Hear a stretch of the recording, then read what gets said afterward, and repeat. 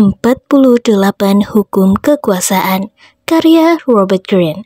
Hukum ke-36. Sepelekan hal-hal yang tak bisa Anda miliki. Mengabaikan mereka adalah pembalasan dendam terbaik. Pelanggaran terhadap hukum ini. Pemimpin pemberontak Meksiko, Pancho Villa, tadinya merupakan seorang pemimpin geng bandit. Tetapi, setelah terjadi revolusi di Meksiko pada tahun 1910, ia menjadi semacam pahlawan rakyat yang merampok kereta-kereta api dan memberi uang kepada orang miskin, memimpin razia-razia yang berani, dan mempesona para wanita dengan petualangan asmaranya. Eksploitasinya membuat rakyat Amerika takjub. Sepertinya, ia adalah seorang pria dari era lain. Separuh Robin Hood, separuh Don John. Namun demikian, setelah beberapa tahun memerangi dengan sengit, Jenderal Carranza muncul sebagai pemenang dalam revolusi. Villa yang kalah dan pasukannya kembali ke kampung halaman mereka, ke negara bagian utara Chihuahua. Pasukannya berkurang jumlahnya dan ia kembali menjadi bandit lagi sehingga popularitasnya rusak. Akhirnya, mungkin karena putus asa, ia mulai mencerca negara Amerika Serikat, kaum gringo yang ia salahkan atas masalah yang ia hadapi. Pada bulan Maret 1916, Pancho Villa merazia Columbus, New Mexico. Setelah mengobrak-abrik kota kecil itu, ia dan gengnya membunuh 17 tentara dan penduduk sipil Amerika. Presiden Woodrow Wilson, layaknya banyak penduduk Amerika, mengagumi Villa. Namun demikian, sekarang bandit itu perlu dihukum. Para nasihat Wilson mendesaknya untuk mengirimkan pasukan ke Meksiko untuk menangkap Villa. Mereka berkata bahwa bagi negara besar yang kuat seperti Amerika Serikat, tidak menyerang balik tentara yang telah menyerang daerah kekuasaannya akan memberi jenis sinyal terburuk. Terlebih lagi, lanjut mereka, banyak penduduk Amerika menganggap Wilson sebagai seorang pecinta damai. Suatu prinsip yang diragukan rakyat sebagai respon tindak kekerasan. Ia perlu membuktikan keberanian dan kejantanannya dengan memerintah pengaruh tindak kekerasan. Desakan yang dirasakan Wilson amat kuat. Jadi sebelum akhir bulan itu, atas persetujuan pemerintah Carranza, Wilson mengirimkan pasukan yang terdiri dari 10.000 tentara untuk menangkap Pancho Villa. Usaha itu disebut ekspedisi penghukum, dan pemimpinnya adalah Jenderal John G. Pershing yang tampan, yang telah mengalahkan pasukan gerilya di Filipina dan penduduk Amerika asli di daerah barat daya Amerika. Pershing pasti bisa menemukan dan menaklukkan Pancho Villa. Ekspedisi penghukum menjadi kisah yang sensasional, dan berduyun-ruyun reporter Amerika Serikat mengikuti Pershing ke medan perang. Mereka menulis bahwa kampanye itu akan menjadi ujian atas kekuasaan Amerika. Para tentara itu membawa senjata paling mutakhir, berkomunikasi dengan menggunakan radio, dan didukung oleh mata-mata dari udara. Beberapa bulan pertama, pasukan itu berpencar menjadi unit-unit kecil untuk menyisir daerah belantara Meksiko Utara. Pasukan Amerika menawarkan imbalan sebesar $50.000 untuk informasi apapun yang bisa mengakibatkan penangkapan Villa. Tetapi, bangsa Meksiko yang telah merasa dikecewakan oleh Villa saat ia kembali menjadi bandit, sekarang mengidolakannya karena ia menghadapi tentara Amerika yang gagah. Mereka mulai memberi petunjuk palsu kepada Pershing. Villa pernah terlihat di desa ini atau di tempat persembunyian di gunung itu. Lalu pesawat-pesawat dikerahkan dan pasukan dikerahkan untuk mengejarnya. Tetapi tidak ada seorang pun yang pernah melihat. Terlihat itu seperti selalu selangkah lebih maju daripada pasukan militer Amerika. Sebelum musim panas tahun itu, ekspedisi itu telah membengkak menjadi 123.000 orang. Mereka menderita akibat hawa panas yang terik, serangan nyamuk, dan hidup di belantara. Saat melewati daerah pedesaan di mana mereka sudah dibenci, mereka membuat penduduk lokal dan pemerintah Meksiko berang. Pada suatu ketika, Pancho Villa bersembunyi di sebuah gua gunung untuk memulihkan diri dari luka tembakan pistol akibat pertempuran kecil dengan pasukan Meksiko. Saat memandang ke bawah dari gua itu, ia bisa melihat Persing memimpin pasukan Amerika yang letih itu bolak-balik melintasi pegunungan, tetapi tidak pernah mendekati tujuan mereka. Selama musim dingin, Villa memainkan permainan petak umpet. Bangsa Amerika mulai menganggap kejadian ini sebagai semacam sandiwara jenaka. Sesungguhnya, mereka mulai mengagumi Villa lagi, menghormati sifatnya yang banyak akal dengan menghindari kekuatan superior. Pada bulan Januari 1917, akhirnya Wilson memerintahkan Persing menarik mundur pasukannya. Saat pasukan itu kembali ke daerah kekuasaan Amerika, pasukan pemberontak mengejar mereka dan memaksa Angkatan Darat Amerika Serikat menggunakan pesawat terbang mereka untuk melindungi sayap belakang mereka. Ekspedisi penghukum itu sendiri menerima hukuman. Ekspedisi itu berubah menjadi kemunduran yang paling memalukan. Ketaatan kepada hukum ini.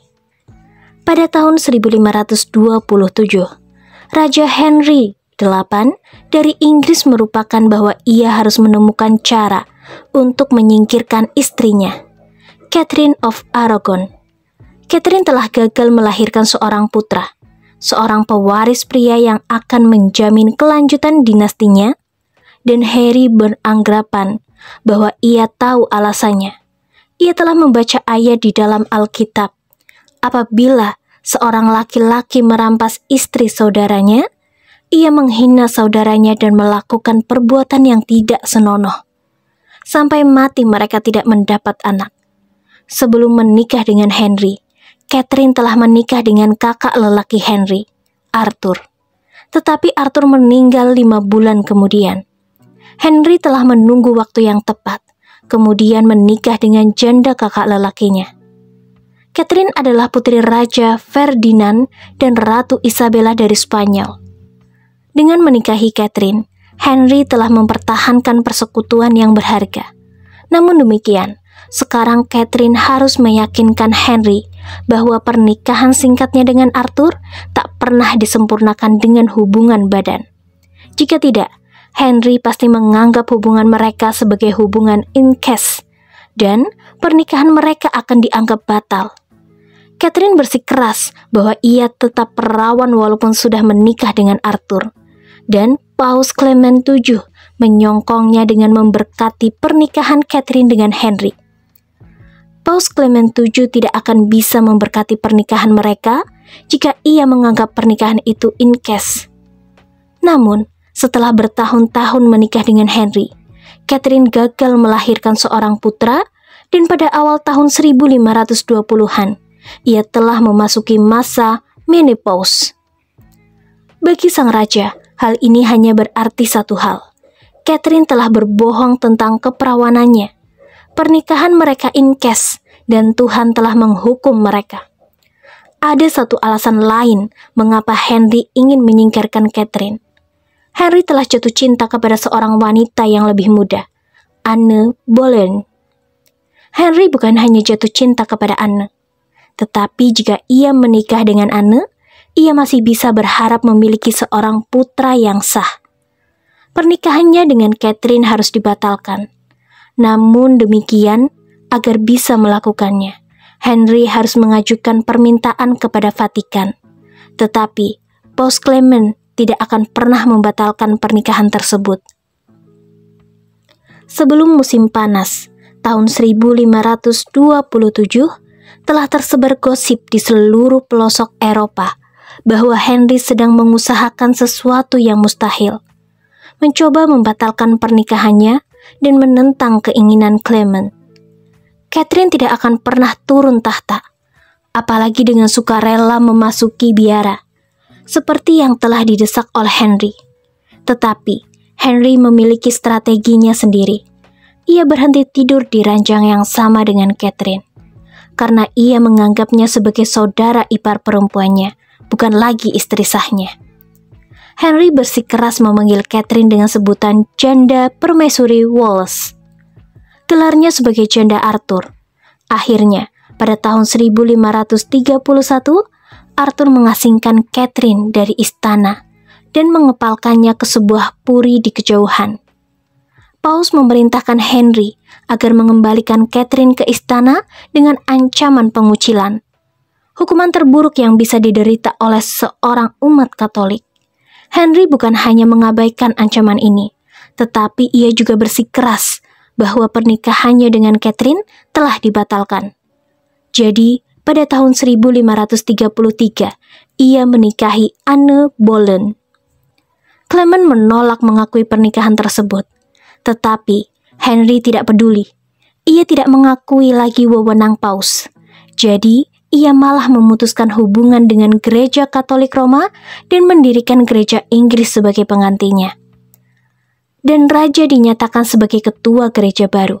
Jadi, tidaklah mengherankan bahwa Gereja Inggris yang baru dibentuk itu menyatakan Anne Boleyn sebagai Ratu Sah Inggris. Paus mencoba mengerahkan setiap ancaman yang ada, tetapi tidak ada ancaman yang berhasil. Henry hanya mengabaikan saja.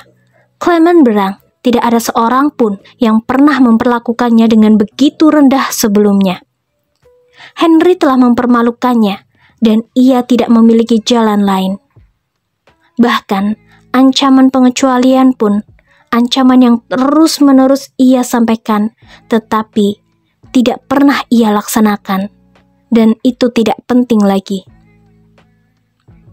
Catherine juga merasakan sengatan cemoohan Henry yang meluluh lantahkan.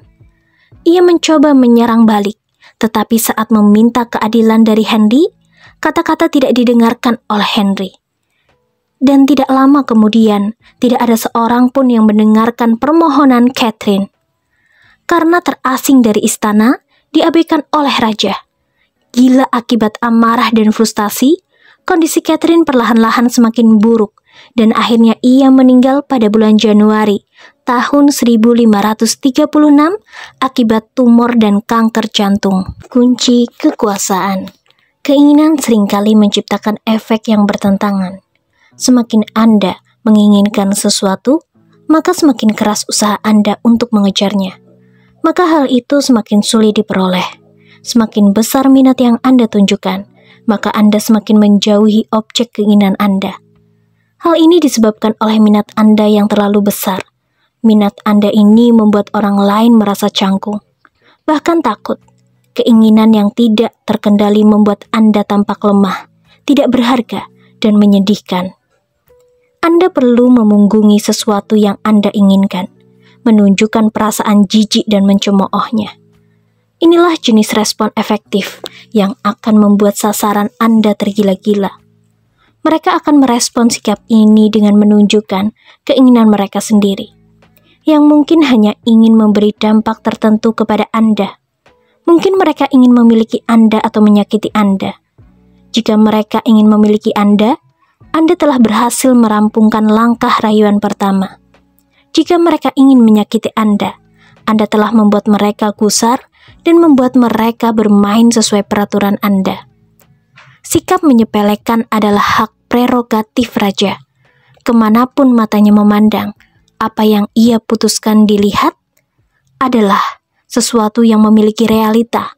Apa yang ia abaikan dan ia punggungi bisa dianggap sudah mati. Itulah senjata Raja Louis. Jika ia tidak menyukai Anda, ia akan bersikap seolah Anda tidak ada di sana. Jadi, ia mempertahankan superioritasnya dengan memutuskan dinamika interaksi.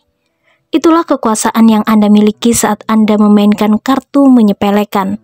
Secara berkala menunjukkan kepada orang lain bahwa Anda sanggup melakukannya tanpa mereka. Jika memilih mengabaikan orang lain, meningkatkan kekuasaan Anda, maka pendekatan sebaliknya, komitmen dan pertempuran seringkali memperlemah Anda. Dengan memberikan perhatian yang tidak pantas diberikan kepada seorang musuh yang lemah, Anda akan tampak lemah. dan semakin lama waktu yang Anda butuhkan untuk menghancurkan musuh seperti itu, maka musuh Anda pasti terlihat semakin kuat. Ketika Athena berusaha menaklukkan Pulau Silsilei pada tahun 415 sebelum Masehi, kejadian itu sama dengan satu kekuasaan besar menyerang satu kekuatan kecil. Namun, dengan melibatkan Athena dan konflik yang berlarut-larut, Sirakus, kota besar negara bagian Silsila yang terpenting, bisa terlihat semakin hebat dan percaya diri. Setelah akhirnya mereka berhasil mengalahkan Athena, mereka menjadi terkenal selama berabad-abad kemudian. Pada zaman modern, Presiden John F. Kennedy telah melakukan kesalahan yang sama dalam menunjukkan sikap kepada Fidel Castro dari Kuba. Serangannya yang gagal ke Teluk Babi pada tahun 1961 menjadikan Castro seorang pahlawan internasional. Alih-alih tanpa sengaja memusatkan perhatian kepada satu masalah dan malah membuat masalah itu tampak lebih buruk dengan mempublikasikan kekhawatiran dan kecemasan yang amat besar yang telah disebabkan masalah itu kepada Anda. Seringkali lebih bijak bagi Anda untuk berperan sebagai si bangsawan acuh yang tidak bersedia mengakui keberadaan masalah itu. Ada beberapa cara untuk melaksanakan strategi ini. Pertama, ada pendekatan anggur masam. Jika ada sesuatu yang Anda inginkan, tetapi Anda sadar bahwa Anda tidak bisa memilikinya, tindakan terburuk yang bisa Anda lakukan adalah menarik perhatian terhadap kekecewaan Anda dengan mengeluh tentang hal itu.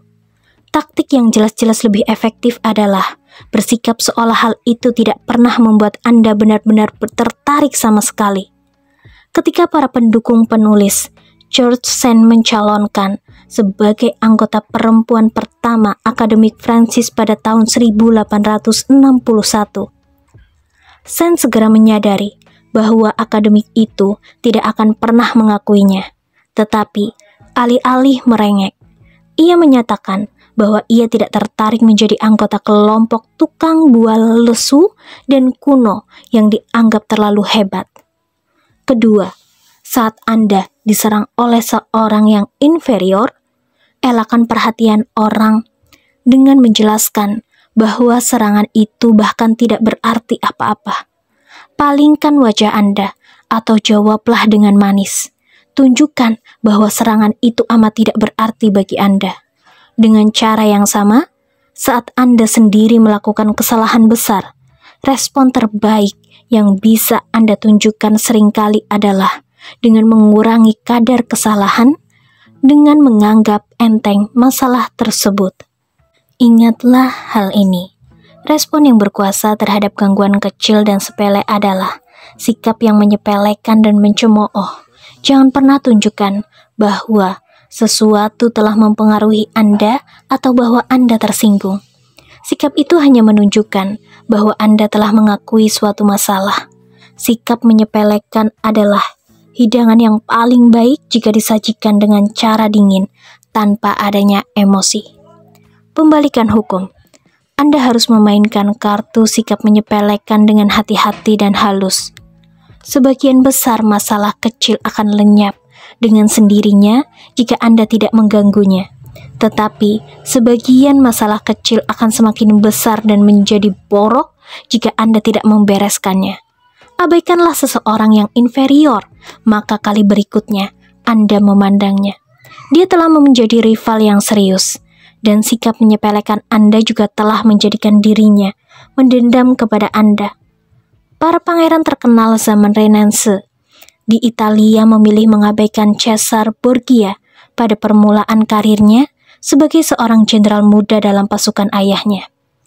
Paus Alexander VII, pada saat mereka memperhatikan pemuda itu, segala sudah terlambat. Anak singa itu sekarang sudah menjadi singa dewasa yang melahap rakus bagian-bagian Italia. Karena itu, seringkali selagi Anda menunjukkan sikap menyepelekan di muka publik, Anda juga harus tetap mengamati masalah itu secara pribadi, memonitor statusnya, dan memastikan agar masalah itu sudah pergi. Jangan biarkan masalah itu menjadi sel kanker. Kembangkanlah keahlian untuk merasakan masalah saat masalah itu masih kecil dan bereskan masalah itu sebelum masalah itu menjadi besar. Belajarlah membedakan antara masalah yang berpotensi menjadi bencana dan masalah yang sedikit mengganggu dan gangguan yang diam-diam akan pergi dengan sendirinya. Tetapi dalam kedua kasus itu, jangan pernah alihkan pandangan secara total dari masalah tersebut. Selama masalah itu tetap ada, masalah itu bisa membara dan mengakibatkan kebakaran besar. Hukum 37. Ciptakan tontonan yang memikat. Ketaatan kepada hukum ini. Bagian pertama. Pada awal tahun 1780-an, tersebar kabar di seluruh pelosok Berlin tentang praktik kedokteran Dr. Wesleder yang aneh dan spektakuler, yang menggelegar mukjizat-mukjizatnya di sebuah bangunan besar yang tadinya dijadikan aula bir. Dan di luar aula itu, penduduk Berlin mulai menyadari antrian manusia yang bahkan lebih panjang lagi, orang buta, orang timpang, siapapun yang menderita penyakit yang tak bisa disembuhkan oleh obat biasa. Ketika tersebar kabar bahwa sang dokter bekerja dengan mengekspos pasiennya kepada cahaya bulan, ia segera diberi julukan Dokter Bulan Berlin. Pada suatu ketika, pada tahun 1783, ada laporan yang mengatakan bahwa Dr. Wesleder telah menyembuhkan seorang wanita kaya raya dari suatu penyakit yang parah. Tiba-tiba, Dr. Wesleder menjadi seorang selebriti. Sebelum itu, hanya penduduk Berlin yang termiskin saja yang terlihat menunggu di luar aula bir dengan memakai baju compang-camping mereka. Sekarang, kereta-kereta kuda yang megah di parkiran di luar aula bir itu, dan para pria kalangan atas yang memakai jaket indah, dan para wanita dengan rambut ikal yang sangat menggembung berjejer di jalanan saat senja merebak. Bahkan, orang-orang yang berpenyakit ringan pun datang ke sana hanya karena penasaran saja. Saat mereka mengantri, para klien yang lebih miskin menjelaskan kepada para pria dan wanita kalangan atas itu bahwa sang dokter hanya praktik saat bulan sudah bertambah besar. Banyak orang menambahkan bahwa mereka sendiri sudah terekspos kekuatan penyembuh yang dikerahkan sang dokter dari cahaya bulan. Bahkan, orang-orang yang merasa sembuh pun terus berdatangan kembali ke sana karena mereka tertarik oleh pengalaman yang dahsyat ini. Di dalam aula bir, satu pemandangan aneh dan mengusik menyambut para pengunjung. Di aula, masuk berdasarkan gerombolan orang dari beragam golongan dan latar belakang etnis. Benar-benar persis seperti mineral bubble. Melalui jendela-jendela tinggi di sisi sebelah utara aula itu, sinar bulan yang keperakan memancarkan masuk mulai sudut-sudut yang aneh. Sang dokter dan istrinya, yang sepertinya juga bisa mengakibatkan kesembuhan, membuka praktik di lantai 2, yang bisa dicapai dengan tangga di ujung aula. Saat antrian orang itu bergerak perlahan-lahan mendekati tangga, orang sakit itu mendengar teriakan dan pekikan dari atas, dan mulailah tersebar berita bahwa mungkin seorang pria buta tiba-tiba bisa melihat. Setelah berada di lantai 2, antrian itu bercabang ke dua arah, ke arah ruang utara tempat sang dokter berada, atau ke arah ruang selatan tempat istrinya berada, yang hanya mengobati para wanita saja. Akhirnya, setelah berjam-jam berharap dan mengantri, para pasien pria dibimbing ke hadapan sang dokter menakjubkan itu sendiri. Seorang pria tua dengan beberapa lembar rambut abu-abu dan liar dan aura energi gelisah. Ia membawa si pasien, memeriksa bagian tubuhnya yang berpenyakit, dan mengangkat anak laki-laki itu ke jendela yang menghadap ke arah cahaya bulan. Ia mengusap bagian tubuhnya yang luka atau berpenyakit itu, menggumamkan sesuatu yang tak bisa dipahami, memandang bulan dengan pandangan penuh arti. Kemudian, setelah menerima uangnya, ia menyuruh anak laki-laki dan ayahnya itu pulang.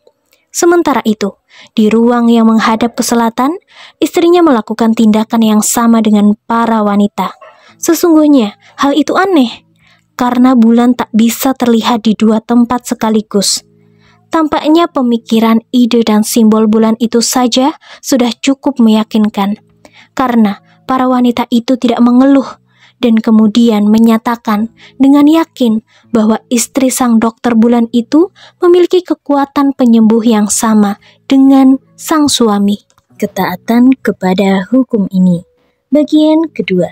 Pada tahun 1536, calon Raja Henry II dari Prancis memiliki kekasih gelap pertamanya, Diane de Poitiers. Diane berusia 37 tahun pada saat itu. Merupakan janda pengurus rumah termasyhur Normandia. Sementara itu, Henry adalah pemuda energik yang baru berusia 17 tahun, yang baru saja memulai melampiaskan hawa nafsunya. Pertama-tama, hubungan asmara mereka tampaknya hanya bersifat platonis, karena Henry menunjukkan pengabdian mendalam yang bersifat spiritual terhadap Diane. Tetapi, segera menjadi jelaslah bahwa Henry mencintai Diane dalam segala hal dan lebih memilih tidur seranjang dengan Diane, alih-alih dengan istrinya yang masih muda, Catherine de Medicis. Pada tahun 1547, Raja Prancis wafat dan Henry naik tahta. Situasi baru ini membahayakan Diane de Poitiers. Ia baru saja berusia 48 tahun, dan meskipun ia sering mandi air dingin dan digosipkan sering meminum ramuan keremajaan, ia mulai terlihat tua.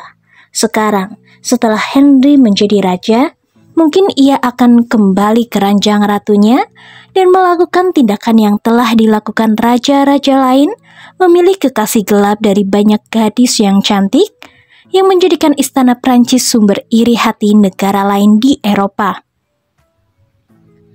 Bagaimanapun, Henry baru berusia 28 tahun dan sangat tampan. Tetapi, Diane tidak menyerah semudah itu. Ia harus memikat kekasihnya, sebagaimana ia telah memikatnya selama 11 tahun terakhir. Senjata rahasia Diane adalah simbol dan image, yang selalu ia perhatikan dengan seksama. Sejak awal hubungannya dengan Henry, ia telah menciptakan suatu motif dengan melilitkan inisialnya dengan inisial Henry untuk melambangkan persatuan mereka. Gagasan itu efektif bak mentera. Henry memasang lencana ini di mana-mana, di jubah kerajaannya, di berbagai monumen, di berbagai jenis gereja, di muka Museum Louvre, yang saat itu merupakan istana raja di Paris. Warna favorit Diane adalah hitam dan putih, yang ia pakai secara eksklusif dan kapanpun mungkin. Lencana itu muncul dalam warna hitam dan putih. Semua orang menyadari simbol itu dan maknanya. Namun, segera setelah Henry naik tahta, Diane bertindak lebih lanjut. Ia memutuskan menyamakan dirinya dengan Dewi Romawi Diana, yang namanya sama dengannya.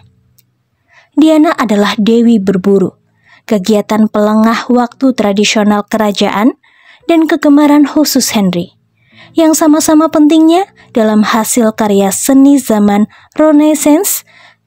Dewi Diana melambangkan kesucian dan kemurnian. Bagi seorang wanita seperti Diana, menyamakan dirinya dengan dewi ini pasti langsung memunculkan image-image tersebut di istana. Jadi, ia pun memperoleh aura sebagai wanita terhormat. Sebagai simbol hubungan sucinya dengan Henry, maka simbol itu juga akan membedakannya dari para kekasih gelap raja masa lalu yang berzina. Guna menciptakan persamaan ini, Diana memulainya dengan merombak total purinya di Anet. Ia meruntuhkan struktur bangunan itu dengan tanah dan sebagai gantinya mendirikan suatu bangunan menakjubkan dengan tiang-tiang Dorik yang modelnya disesuaikan dengan model kuil Roma. Bangunan itu dibuat dari batu putih Normandia dengan bintik-bintik silex hitam, melambangkan warna favorit Diana, hitam dan putih. Lencana inisialnya dan inisial Henry muncul di tiang-tiang, pintu, jendela, dan karpet bangunan tersebut. Sementara, simbol-simbol Diana bulan sabit, rusa jantan, dan anjing pemburu menghiasi gerbang dan bagian muka bangunan.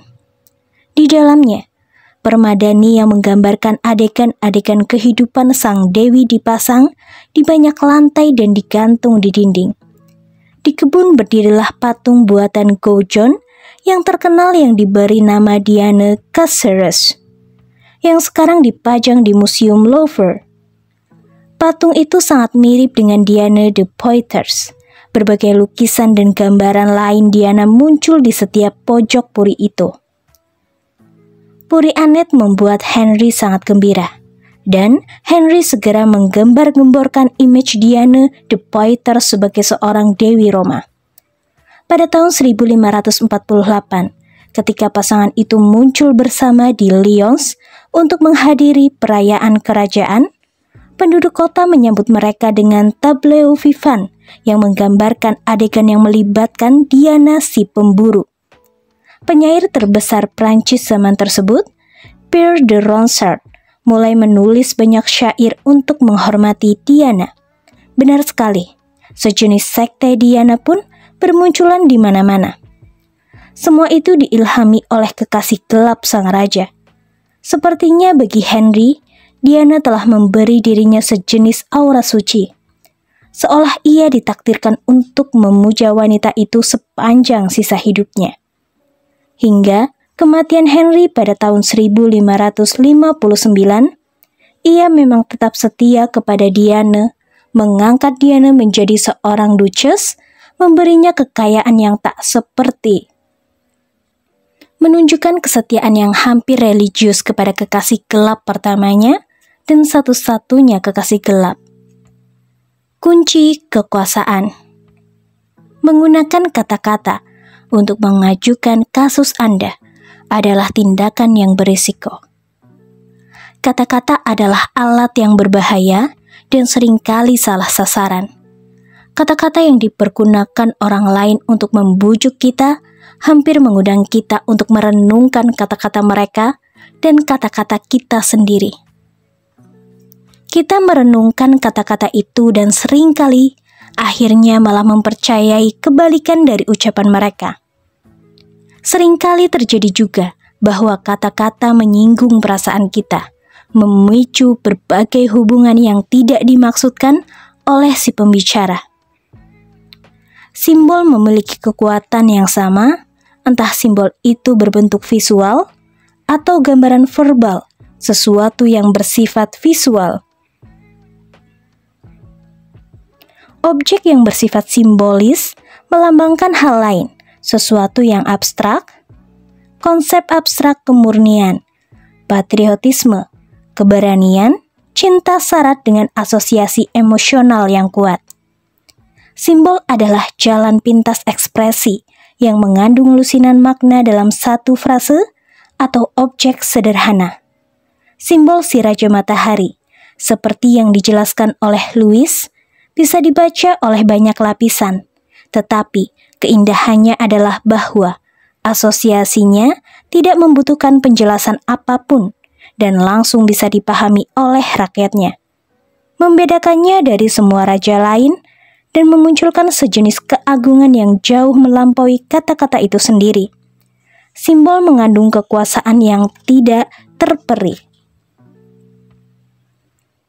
Langkah pertama dalam menggunakan simbol dan image adalah memahami keunggulan indera penglihatan di antara indera-indera yang lainnya.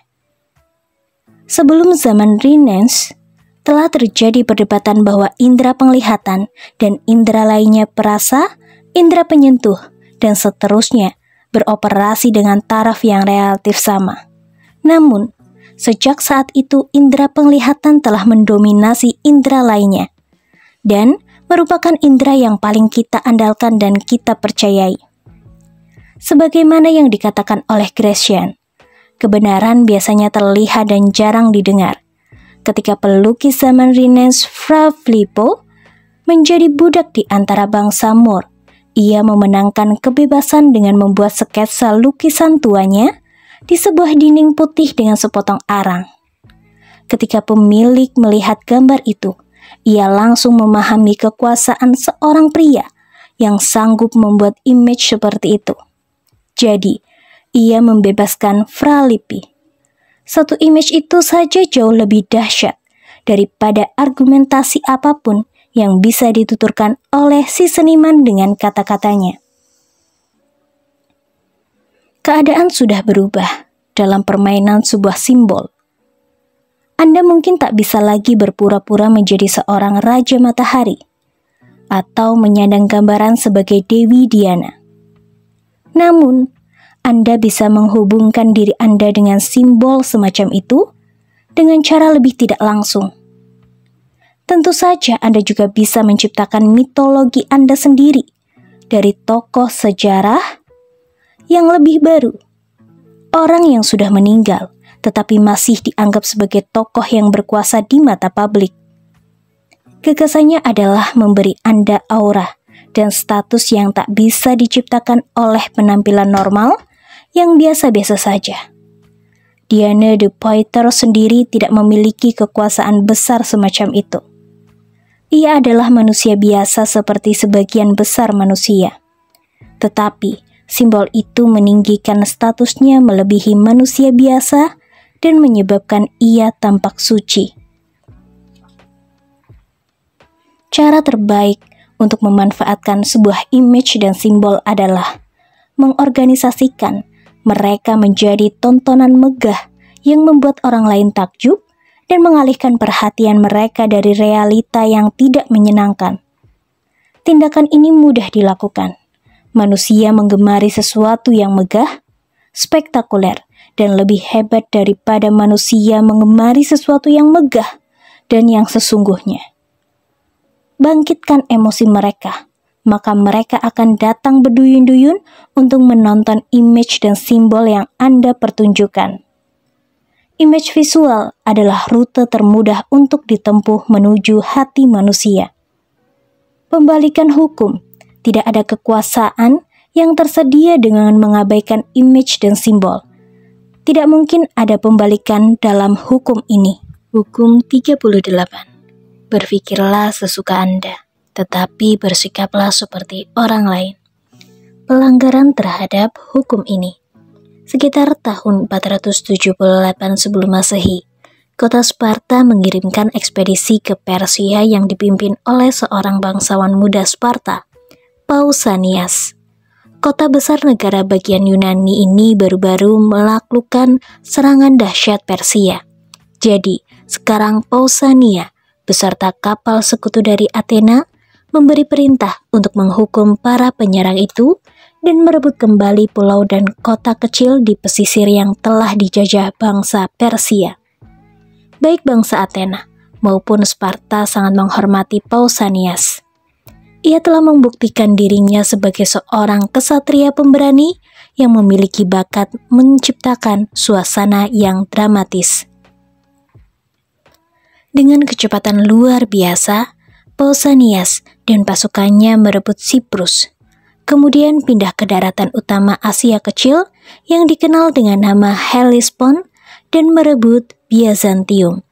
Sekarang, sebagai penguasa bahagia kerajaan Persia, Pausanias mulai menunjukkan tindak tanduk yang melampaui sikap flamboyannya seperti biasa. Ia muncul di hadapan publik dengan memakai minyak rambut dan jubah Persia yang panjang. Ditemani oleh para pengawal Mesir, ia menggelar pesta jamuan mewah di mana ia duduk dengan cara Persia dan menuntut hiburan. Ia berhenti menemui teman-teman lamanya, mulai mengobrol dengan Raja Persia Xerxes, dan secara umum menunjukkan gaya dan tindak tanduk bak seorang diktator Persia. Jelas-jelas, kekuasaan dan kesuksesan telah mempengaruhi sikap Pausanias. Pasukan tentaranya, pasukan Athena maupun Sparta, mula-mula menganggap perubahan ini sebagai perubahan sementara saja. Sejak dulu, gerak-gerik Pausanias memang sedikit berlebihan. Tetapi, ketika Pausanias jelas-jelas menunjukkan sikap meremehkan cara hidup sederhana bangsa Yunani dan menghina tentara Yunani biasa. Mereka mulai merasa bahwa Pausanias telah bertindak keterlaluan.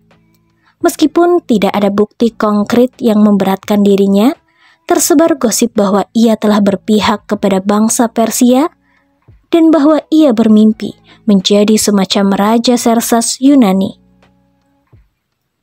Guna meredam kemungkinan pemberontakan, bangsa Sparta mencopot jabatannya sebagai komandan dan menyuruhnya pulang. Namun, Pausanias terus berusaha ala Persia. Bahkan, setelah ia berada di Sparta, beberapa bulan kemudian, ia sendiri menyewa sebuah perahu dan kembali ke Hellespont dan memberitahu rekan seperjuangannya bahwa ia akan melanjutkan perang melawan bangsa Persia. Namun, sesungguhnya ia memiliki rencana yang berbeda, menjadikan dirinya penguasa seluruh Yunani dengan bantuan Xerxes sendiri. Bangsa Sparta yang menyatakan Pausanias sebagai musuh rakyat dan mengirimkan sebuah kapal laut untuk menangkapnya. Pausanias menyerah karena ia merasa yakin bahwa ia sanggup menghapuskan tuduhan pengkhianatan itu sendiri. Selama persidangannya, memang muncul informasi bahwa selama masa pemerintahannya sebagai komandan, ia telah menyinggung perasaan sesama bangsa Yunani berkali-kali. Misalnya, dengan mendirikan beragam monumen atas namanya sendiri, alih-alih atas nama kota besar yang pasukan turut berjuang bersamanya. Sebagaimana yang lazim dilakukan saat itu. Namun, dugaan Pausanias ternyata benar. Walaupun sudah ada bukti tentang kontaknya dengan musuh, bangsa Sparta menolak menjejarkan seorang pria bangsawan. Jadi, mereka melepaskannya. Dalam perjalanan pulang dari kuil, Pausanias mendengar kabar tentang kejadian tersebut. Ia kabur ke kuil lain untuk bersembunyi, tetapi pihak berwenang mengikutinya ke sana dan menempatkan prajurit jaga di sekeliling kuil tersebut. Pausanias menolak menyerah karena tak bersedia memaksanya keluar dari kuil suci. Pihak berwenang tetap berjaga-jaga di luar dan memerangkapnya di dalam kuil itu hingga akhirnya ia mati kelaparan. Ketaatan kepada hukum ini. Selama akhir abad 16, suatu reaksi keras terhadap reformasi agama Protestan terjadi di Italia. Kontra-reformasi, begitulah sebutan yang diberikan terhadap mereka, mencakup versi inkuisinya untuk menyingkirkan semua penyimpangan terhadap gereja Katolik. Salah satu orang yang menjadi korbannya adalah ilmuwan Galileo, tetapi seorang pemikir penting yang bahkan dunianya dengan lebih parah adalah biarawan dan filsuf Dominika Tommaso Campanella. Sebagai pengikut doktrin materialisme filsuf Romawi Epicurus, Campanella tidak mempercayai mukjizat atau sorga dan neraka. Ia menulis bahwa gereja telah mempromosikan tahayul semacam itu untuk mengendalikan umat manusia dengan membuat mereka tetap ketakutan. Ide semacam itu hampir seperti ide ateis. Dan Campanella menuturkan ide-idenya dengan serampangan. Pada tahun 1593, Inkuisisi menjebloskannya ke penjara karena kepercayaan yang bersifat menghujat. 6 tahun kemudian, sebagai bentuk pembebasan parsial, ia dikurung di sebuah biara di Naples. Italia Selatan dikendalikan oleh Spanyol pada saat itu, dan di Naples Campanella terlibat dalam suatu rencana untuk memerangi dan memukul mundur para penyerang. Harapannya adalah mendirikan suatu republik mandiri yang dilandaskan kepada gagasan utopia sendiri. Para pemimpin Inkuisisi Italia yang bekerja sama dengan rekan-rekan mereka di Spanyol menyuruhnya dipenjarakan lagi. Kali ini mereka juga menyiksakan dan mengetahui sifat alami keyakinannya yang tidak bertuhan. Ia menjadi korban yang bernama buruk. suatu jenis siksaan di mana kedua lengannya diikat dan ia berada dalam posisi jongkok beberapa sentimeter di atas sebuah kursi yang dipenuhi paku besar. Postur itu mustahil dipertahankan. Jadi, pada saatnya nanti, si korban pasti duduk di atas paku-paku besar itu yang akan mencabik-cabik kulitnya. Guna menyelamatkan nyawanya, Campanella berpura-pura gila. Ia membiarkan para penyelidiknya membayangkan bahwa keyakinannya berasal dari ketidakwarasannya yang tak terkendali. Selama beberapa waktu, ia terus disiksa untuk mencari tahu apakah kegilaannya palsu. Namun, pada tahun 1603, hukumannya diperingan menjadi hukuman penjara seumur hidup. 4 tahun pertama di penjara dihabiskan dengan dirantai ke sebuah dinding di sebuah penjara bawah tanah. Walaupun kondisinya seperti itu, ia terus menulis, meskipun ia tidak lagi bersikap amat bodoh dengan mengungkapkan idenya secara langsung. Salah satu buku Campanella yang berjudul The Hispanic Monarchy mengembangkan gagasan bahwa Spanyol memiliki misi suci untuk mengembangkan kekuasaannya ke seluruh pelosok dunia dan memberikan nasihat praktis ala Machiavelli kepada sang raja Spanyol untuk mencapai prestasi ini. Walaupun ia sendiri berminat kepada ide Machiavelli, buku ini secara umum menyajikan ide yang bertentangan total dengan idenya sendiri. Sesungguhnya, The Hispanic Monarchy adalah suatu rencana, suatu usaha untuk menunjukkan bahwa ia sudah berubah menjadi seorang pengikut agama ortodoks dengan cara selantang mungkin. Rencananya berhasil pada tahun 1626, 6 tahun setelah buku itu dipubliskan. Akhirnya, Paus membebaskan Campanella dari penjara. Para penganut agama Katolik yang membaca buku itu menganggap buku itu mengusik dan bermakna dua. Tetapi, mereka tak bisa menyatakan bahwa buku itu bersifat menghujat atau bahwa sebaiknya Campanella dijebloskan kembali ke dalam penjara. Bagaimanapun juga, pembelaan Campanella terhadap agama Katolik menggunakan beragam argumentasi yang pernah mereka pergunakan sendiri. Namun demikian, bertahun-tahun kemudian buku Atheism Conquered menjadi semacam kitab suci kaum ateis. Para pengikut Machiavelli dan kaum playboy yang menggunakan argumentasi yang dipaparkan oleh Campanella untuk membela ide-ide mereka yang berbahaya. Dengan menggabungkan kesan luar sebagai seorang konformasi dengan mengekspresikan keyakinan sejatinya dengan cara yang bisa dipahami oleh simpatisannya, Campanella menunjukkan bahwa ia sudah kapok. Kunci kekuasaan. Kita semua pernah berdusta dan menyembunyikan perasaan kita yang sesungguhnya. Karena ekspresi bebas total adalah suatu yang mustahil dilakukan di dunia sosial. Sejak usia dini, kita belajar menyembunyikan pikiran kita, memberitahu orang yang peka dan tidak percaya diri apa yang kita tahu ingin mereka dengar, dan mengamati dengan hati-hati kalau kita menyinggung perasaan mereka. Bagi sebagian besar manusia, tindakan itu bersifat alami. Ada ide dan nilai yang diterima sebagian besar manusia, dan memperdebatkan hal itu tidak ada gunanya. Karena itu, kita mempercayai apa yang ingin kita percayai, tetapi di luar kita memakai kedok. Manusia yang bijak dan pintar belajar sejak dini bahwa mereka bisa menunjukkan sikap konvensional dan mengungkapkan ide-ide konvensional tanpa perlu mempercayainya. Kekuasaan yang diperoleh orang-orang ini dengan berbaur adalah bahwa mereka tidak diganggu untuk memikirkan berbagai hal yang mereka inginkan dan mengekspresikannya kepada orang yang ingin mereka ajak bicara tanpa diasingkan atau diboikot dari masyarakat. Setelah mereka memantapkan diri pada posisi berkuasa, mereka bisa mencoba meyakinkan lingkungan orang yang lebih luas tentang kebenaran ide-ide mereka. mungkin dengan bekerja secara tidak langsung dengan memanfaatkan strategi ironi dan sindiran yang dipergunakan Campanella. Jangan bersikap amat konyol dengan membayangkan bahwa di zaman kita sekarang, kekolotan sudah lenyap. Jonas Salk beranggapan bahwa ilmu pengetahuan sekarang tidak lagi menyangkut politik dan protokol.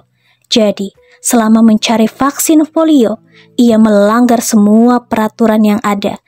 Ia mempubliskan suatu temuan sebelum menunjukkannya kepada komunitas ilmiah dan menerima pujian atas vaksin tersebut tanpa mengakui prestasi para ilmuwan lain yang telah membuka jalan baginya dan menjadikan dirinya sebagai seorang bintang.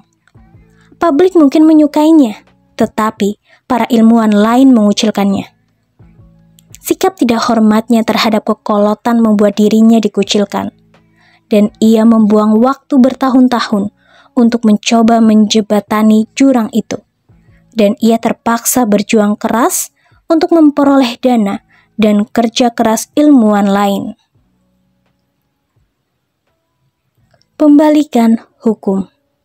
Sekali-kalinya Anda pantas menonjolkan diri Anda adalah ketika Anda sudah menonjol setelah Anda mencapai posisi yang berkuasa yang tidak akan pernah tergoyahkan.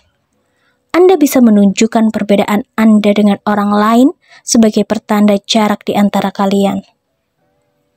Sebagai Presiden Amerika Serikat, Lyndon Johnson kadang menggelar pertemuan selagi ia duduk di atas kloset, karena tidak ada orang lain juga yang bisa atau bersedia menyatakan hak istimewa seperti itu.